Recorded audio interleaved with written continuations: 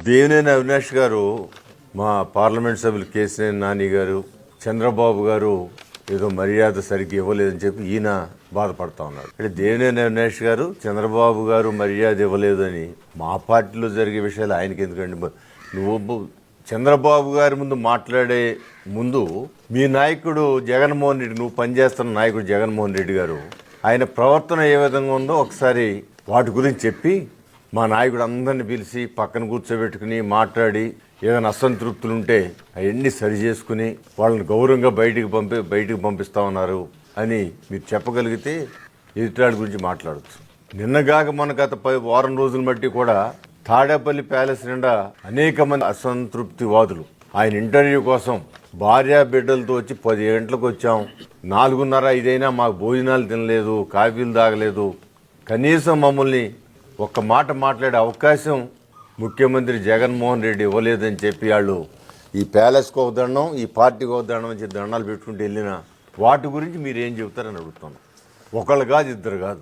ఒక ఆయన అయితే నేను పుట్టిన కాంచి రాజశేఖర రెడ్డి గారితో ఉన్నాను, నాకు వదిలిసిన కాంచి ఆయన కొడుకుగా ఈయనతో ఉన్నాం, ఈ విధమైన పరాభం నేను తట్టుకోలేకపోతున్నా అని చెప్పి మాట్లాడతాం.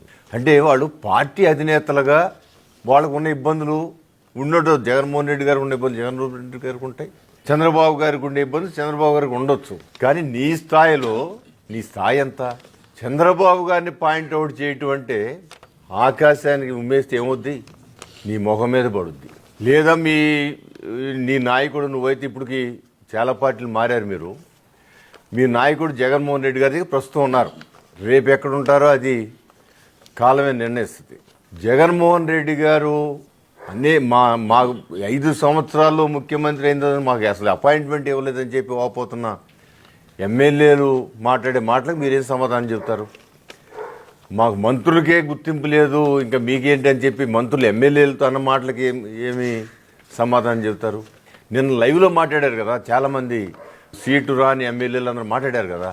మరి సీటు రాని ఎంపీలు చాలామంది మమ్మల్ని ఆళ్ళని తిట్టు ఏళ్ళని తిట్టు అంటే తిడతానుక మేము రాజకీయాల్లోకి వచ్చింది, మాకు నీ సీటు వద్దు, నువ్వు వద్దని మేము బయటకు వచ్చామని చెప్తూ ఉన్నారు కదా కొందరు. మీరు అందుకని ఎవరింట్లో ఉన్న సమస్యలు వాళ్ళు పరిష్కరించుకుంటే, ఎవరింట్లో ఉన్నది మీ ఆత్మవిమర్శ చేసుకుంటే ఎదుటాడి మీద మాట్లాడే హక్కు ఏమైనా కొంచెం ఉంటుందేమో. అందువల్ల ముందు మీ పార్టీలో మీ నాయకుడు జగన్మోహన్ రెడ్డి గారు చేస్తున్న పనులు, ఆయన మీద తీవ్రమైన అసంతృప్తులు, ఆ బాధలే మీరు పడండి, మా బాధలే మేము పడతాం.